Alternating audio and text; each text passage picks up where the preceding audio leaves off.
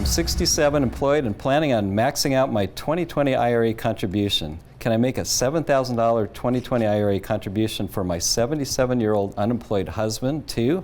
I checked with both my financial advisor and CPA, and there's a disagreement on his eligibility. So, Joe, what do you say on that one? I don't know. That's a really long question. I wasn't even paying attention. No, we answered this earlier, right? We did.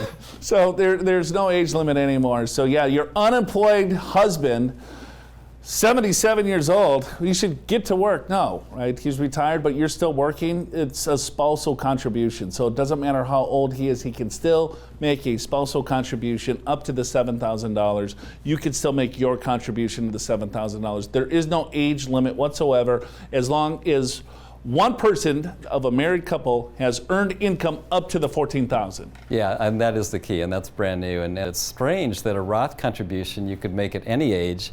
IRA you couldn't make after your required minimum distribution age, but now that has changed with the CARES Act.